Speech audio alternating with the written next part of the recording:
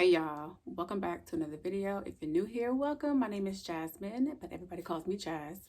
I usually do lock videos, just documenting my journey with locks. It's been 4 years now, but today I am going to be sharing a testimony.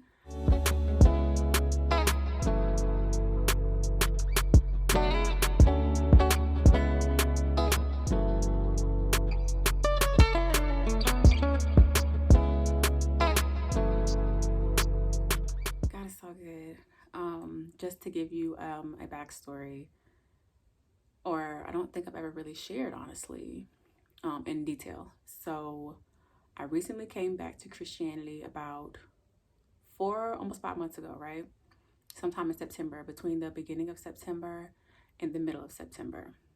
It started with a conviction, a really strong conviction, like a slap in the face, or like when somebody does that, it's like an aha moment, that I was basically living my life pretty backwards. And I recorded a video earlier today just documenting everything that has been happening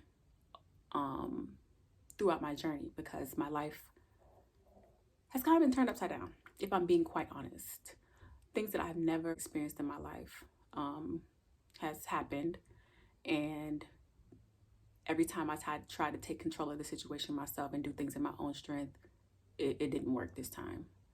And I had always been a person who, I'm independent, I get things done, I know how to make things happen when they need to happen, and they just was not working. And so for the first time in my life, I ended a contract without having a backup plan, without having a job in place, without having the savings in place to support me for the time that I would not be working or until I found another job. So this is my first time not having a job and no money to take care of anything. And it'll be 4 months next week, right? So I'm on territory that I've never been in before, right? And so, of course, in the beginning, I'm doing things in my own strength, right? Just when they told me that they wouldn't be able to extend my contract after we'd already had discussions about it being extended, therefore I didn't look for a job or, things like that. I didn't, right? Because we'd already discussed them getting it approved. And, so when they told me that they wasn't going to continue the contract, that it wouldn't make sense for them, my response is really what surprised me. So that's when I knew something different was in me, because I wasn't fazed. And I don't know if that's just having faith or just it not registering, but, and I had only been back in Christ or back in Christianity for maybe a month and a half. I ended my contract October 27th. It's probably a day I'm never gonna forget. And so I was like, okay, cool, I understand. I completely understand. And I do, because if employees are getting laid off without notice, who am I as a contractor to think that they're going to be loyal to me? Like, okay, yeah, I'm just a contractor. Okay, cool. I know my role. I'm not an employee. Y'all don't owe me anything except my paycheck when it's due. So I was just really nonchalant, and I was just like, ooh, I'm not angry. I'm not scared. I'm not upset. And maybe that was because I at least had the rent for the next month and the bills taken care of for November. So maybe that was why I was like, okay, I'll find another job. And so that had happened, and I'm just trying to figure out how much I should tell, if I'm going to just upload my other video, or what I should take y'all through to get to today. Okay, so that was October, and I was able to do things in my own strength as far as paying my rent for the next couple months. I had credit cards that I could use to pay my rent, and then I was able to sell one of my Louis Vuitton bags to get some of the money that I needed for rent for the next month. And by the time February came around, I didn't have any way. Like, I had ran out of options. Credit cards got maxed out. Like, this was, my back was, starting to come against the wall. Like, I was being backed into a corner trying to do things in my own strength. And so I'm just like, I don't have rent. And something was telling me to just like talk to the leasing office, at least let them know, but I didn't. I think I was maybe a little embarrassed, or I thought something would happen before then miraculously. And it didn't. So, I got those late fees, and then, I was like, dang, I'm not gonna have it. I'm stressed out. And received the phone call that Saturday, and he was like, okay, we're gonna have that file for eviction on Monday, which was February 6th. And I was just like, okay, so how does this work? What's the next steps? What's the balance? How do the fees add on and things like that? Just so I could have an understanding of what the heck is happening. Like, I know you're filing for eviction, but what does that really mean? Never been in this situation before. I know that they're going to be late fees. I know that there's probably going to be fees associated with them filing. And he mentioned that there was going to be like a utility fee of $10 added on every day until the 17th. And then I was like, okay, so I expect it to be a lot higher than what I normally pay. And after that, after the 17th, I started to like worry. But here's the thing. Throughout this entire time of my journey, the past 4 to 5 months, I have grown in that I'm constantly praying. I try to do it in the morning, and I try to do it at night. I try to just sit quietly, and I've been learning how to just be still. I'm just constantly talking to God throughout the day. So that's some things that I've been learning. I've been, consistently reading my Bible, and what I have learned through that is that I've been doing a lot of things out of religion, and that's what I'm glad that I came to understand that, like, if I'm not in the Bible app, because they have like a little streak in the Bible app to where it tracks how many days you've been in the app. And I had a streak of 120 days, and I was like, yes. And I'm like, every day making sure, let me go, make sure I do my devotional so I can keep that streak going. And I started a Bible plan for 365 days of reading the Bible. And I was just like, I got to check it off my list. And, it really shouldn't be like that. Although I really am like seeking the Lord and yearning for his presence and just trying to really understand and learn more, that part is not what I think I should be doing. I think that's where religion like comes in, I guess. Just doing things to do it. And then there were some times where I have had a transaction mindset, like if I do this, this will happen, right? And I don't think that's the right posture that I should have either. So I was able to check myself on that.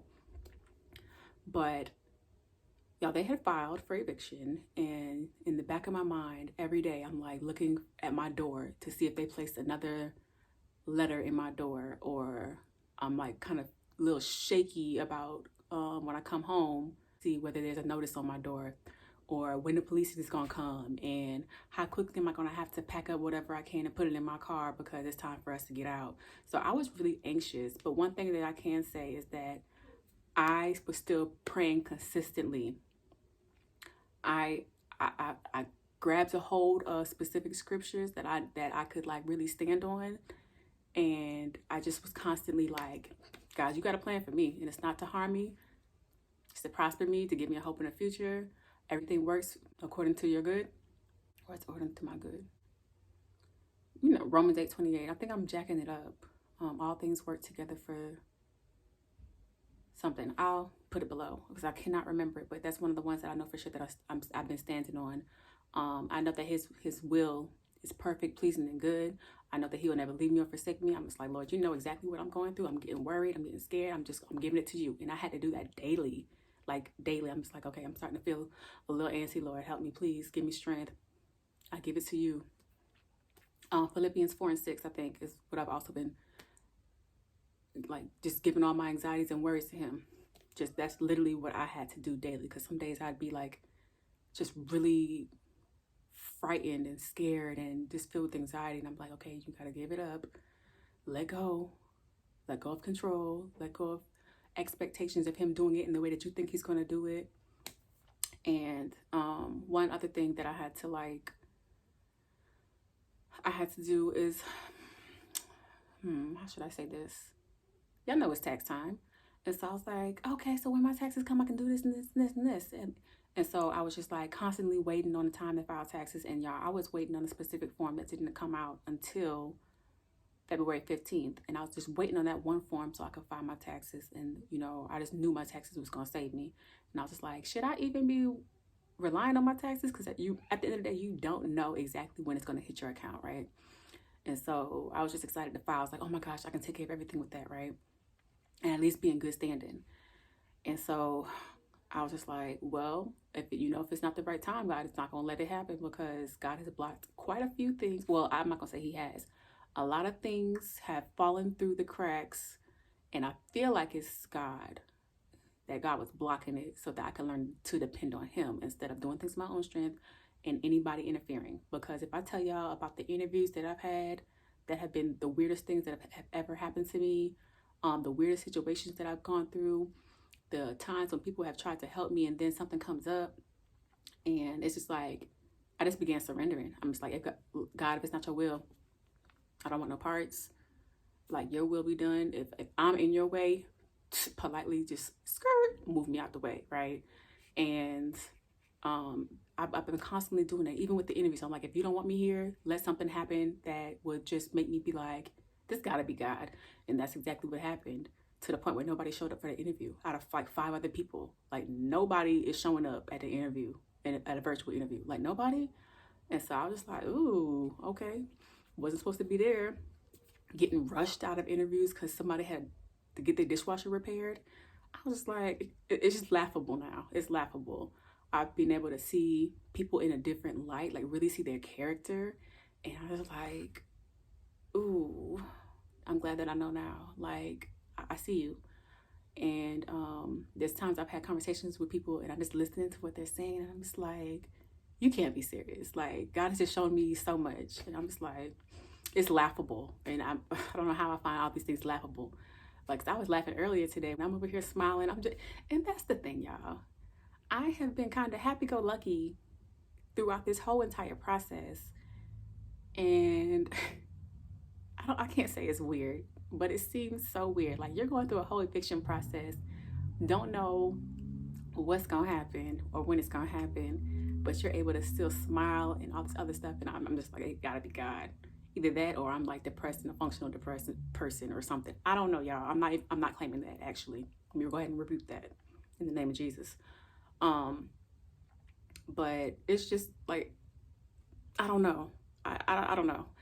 But what happened was, the fees got added on the 17th, and I went back to talk to my leasing office to see what happens after they file, and when does the police come? Is the police gonna come knocking at my door and telling me to get out? Like, what day does that happen? And what happens if I get the money? Just trying to figure it out, because like I said, I didn't quite understand it, and I know now, because I've gone through it. So, and I was scared to go out of town because I'm like, I don't want this notice on my door. I don't want everybody knowing my business and all this other stuff. And I ended up going out of town. I went to go visit some family, and I was just like coming back home. I'm like looking at my door, trying to see if they done stuck something in there or if anything was on my door. And it turned out that they didn't come until that Monday. And so the officer came, gave me the paper, told me I had 7 days to respond. And I'm like, okay. And so I just put it on the table, and I literally declared and decreed over that paper, them forms that he gave me, rebuked it. This is gonna be canceled, dissolved, dismissed. I went ahead and did that immediately. And what happened? A couple of days later, I was just looking at the paper. I'm like, so what should I do? Because I just don't want to be a person that just sits and expects things to change on its own without me doing anything, right? Because if I can fight it and do something, then I'm going to do that, and I should, right? And so I was just like, what should I do? So I like went online. I was like, what happens after this? But I ended up going to the courthouse website because I was like, maybe I should call them and see what happens and what I should be doing, because I don't understand the process. I don't understand what an answer is and how I do that. And so I went online, I saw the information, and I was just like, let me not call, let me just go up there.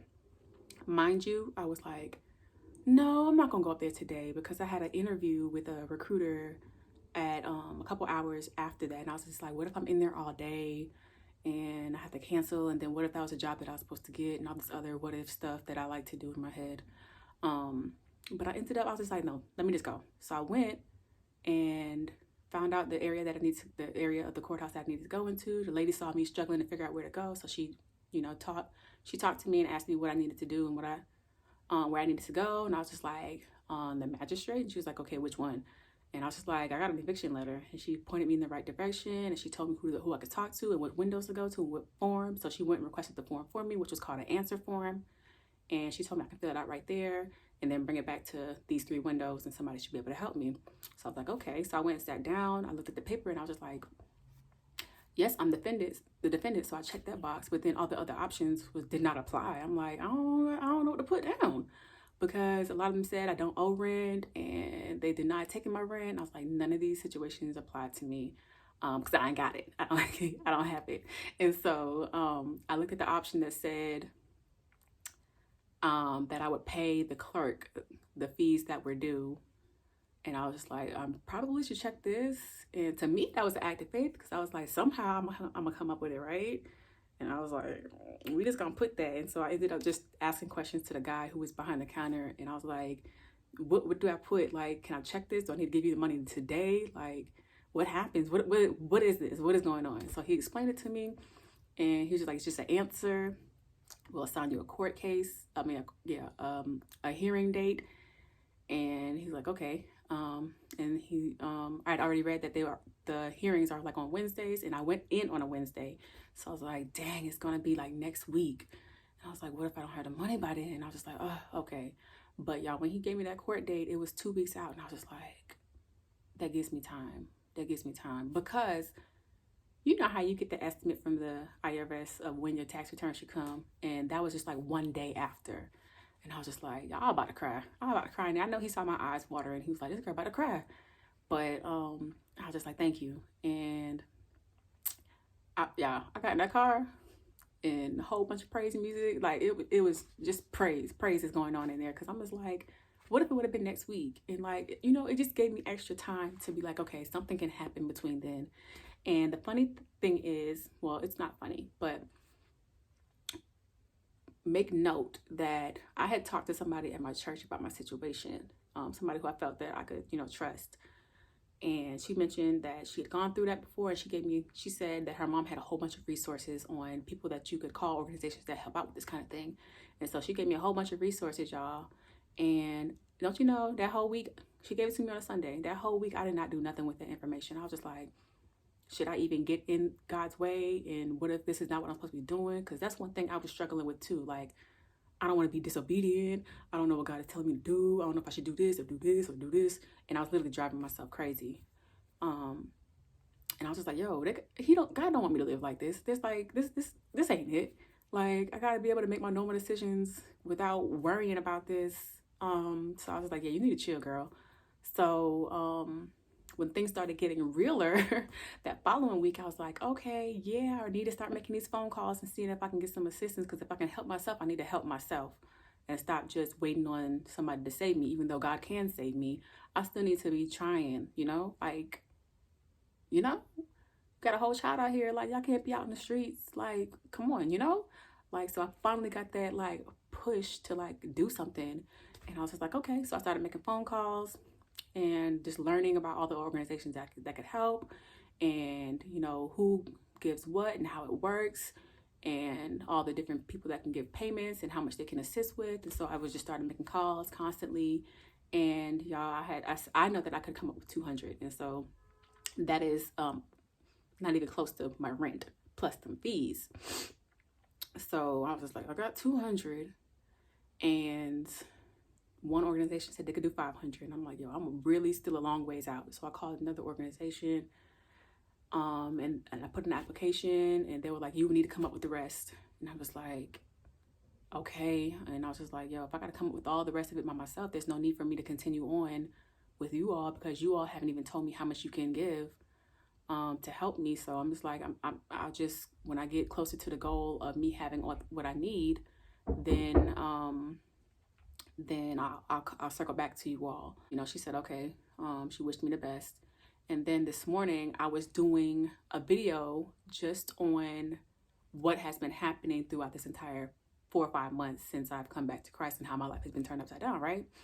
And how I'm still able to keep a smile on my face, and how things that I've learned. And I had recorded that, and then it came back to my memory that, oh yeah, you can call these people. It's Friday, because they're only open Monday, Wednesdays, and Fridays between certain times. So I was like, oh yeah, call them. So I called them, left a voicemail. She called me back. She told me what she needed and things like that, and how much they could provide, and you know how much I would need to come up with myself. And so I was still $1,400 away, right? And then I realized today is the 23rd, right? And when I had talked to my leasing office the last time, they said the fees would stop on the 17th. But you know, on the 26th, that's when the next month's rent gets added on. And they don't take no partial payments. And so my balance would have been well over $4,000, if not $4,500. And I'm pretty sure I would have had to pay that in full. So that would mean I would have gone from being $1,400 off to like over $3,000 away from my goal. And so I was just like, yo, how am I gonna come up with this money? And I was just like, yo. And then yesterday, I used my last money to pay my light bill. And I was just like, I don't have no more available credit on my credit cards. I don't have any way to get out of this situation on my own. And I was just having a conversation with God. I was just like, this is it. Like, this is it. My back is totally pushed against the wall. Like, there's no way I can do this on my own.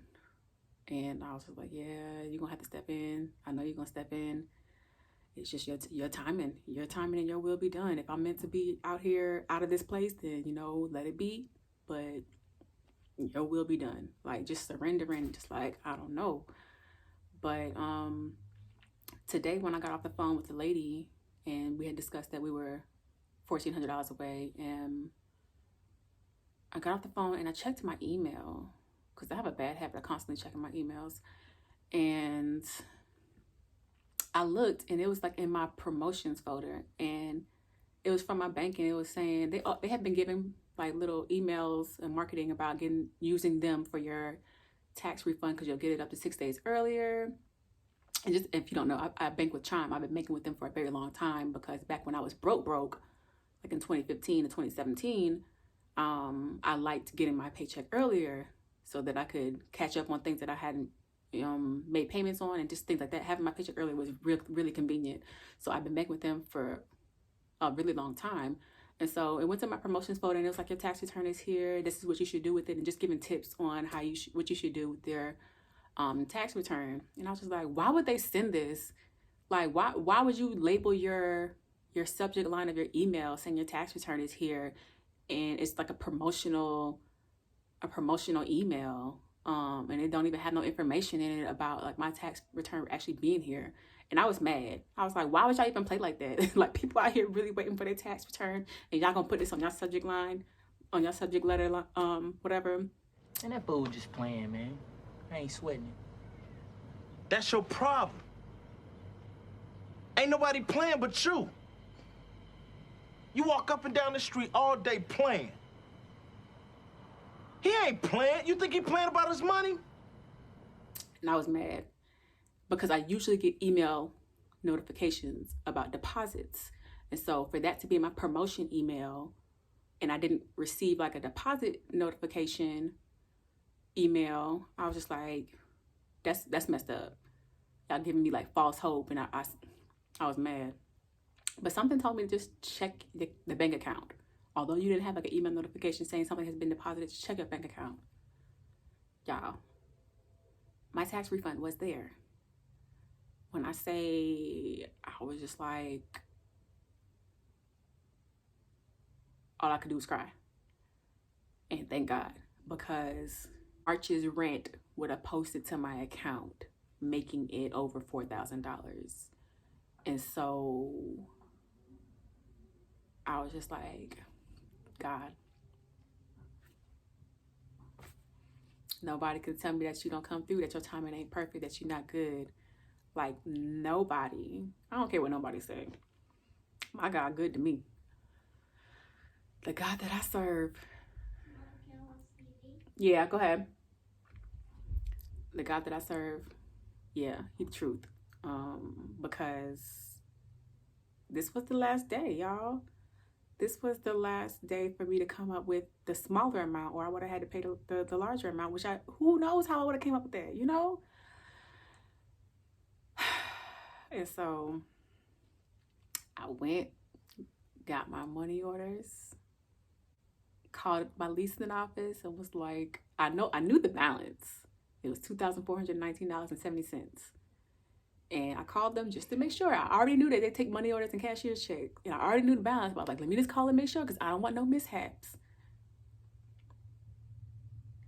And we were on the same page. And so I got my money orders and I gave it to them. She wrote my receipts.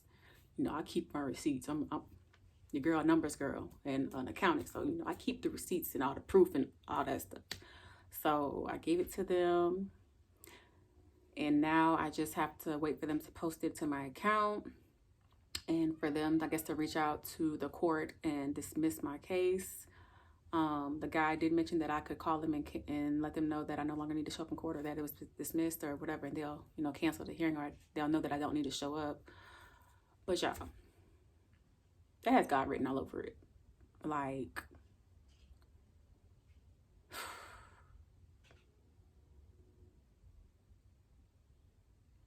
oh my God.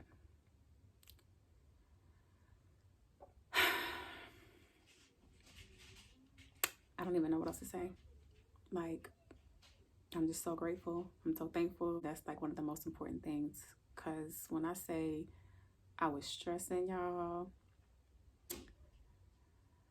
I was stressing and still trying to give it to God. And then I'll stop stressing and it'll be out of my mind and I'll be okay. And then it'll pop back up and then I'll give it back to God. And then, you know, it was just that cycle. Like every time it came up in my head, I was just like, yep, give it to God.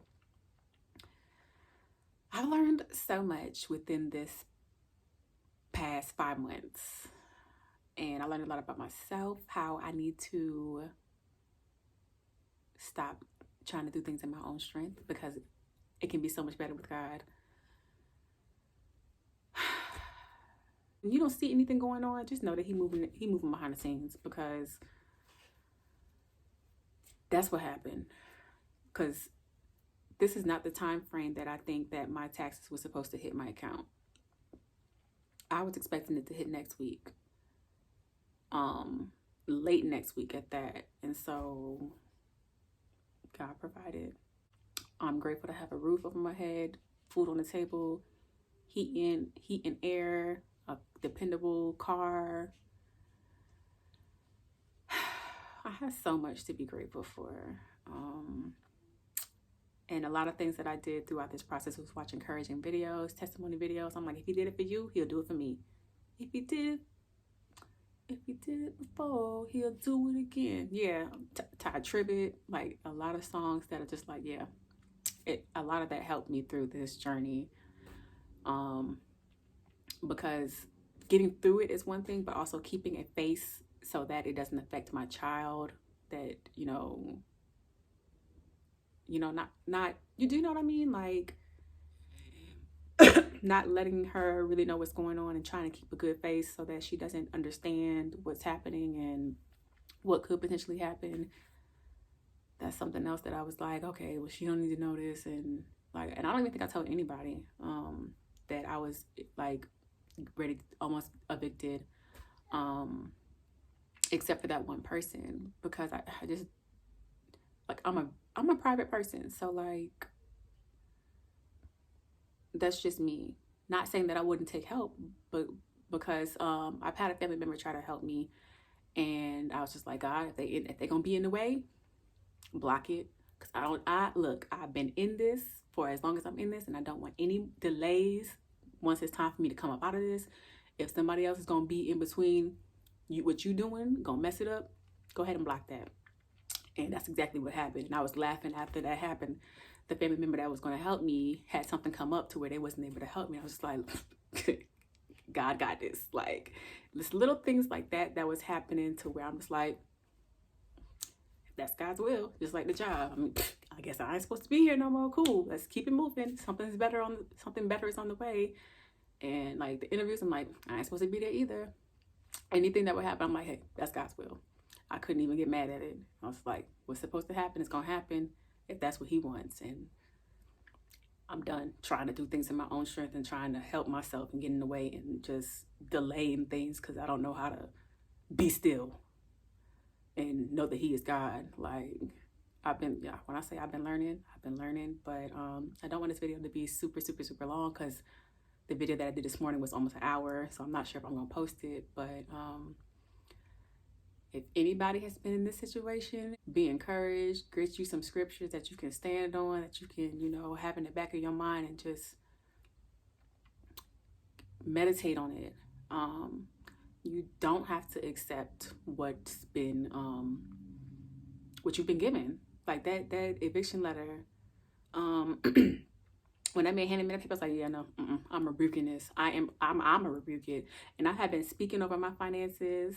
I've been praying over my finances and employment situation. I've been praying over my entire life. I don't know if y'all ever seen the movie War Room, but I just watched it recently for the first time. And I liked it so much. I was like, oh my gosh, because I'd already been praying in my closet. But I was just like, oh my gosh, I fell in love with the movie. And I've been writing down my prayers and just documenting my journey, y'all, so I can know what happened, the time frame, and just be able to look back and know God is good. God is good. No matter what, God is good. So I'm excited to add this to my list of things that's been happening, because when I say my life has been turned upside down, people being dismissed from my life, me isolating myself or God isolating me, like some of the words that I've heard that I thought were mine that weren't mine, that I didn't take back to God, and I was up here claiming it, getting mad, like just and it's things that I would have never known on my own yet. Like it's a lot, but I'm just happy to be exactly where I am, and that's something that I've been able to say truly. I may not enjoy my situation because it's not the best situation, but I'm grateful for where God has brought me at because my heart has been changed, right? I have truly changed as a person. My mind has changed. It's being transformed. And I don't know, y'all, it's just, while it's been a very, I don't want to say ugly ride, I'm just happy to see the changes. Like, I see something new. And I think about Isaiah 49, 43, 18 through 19. But I hope this video was encouraging to anybody, even if it was just encouraging to one person. That's what happened today. And to God be all the glory, because it wasn't me. It wasn't me. God is so good. But y'all have a great day. I'll catch you in the next video.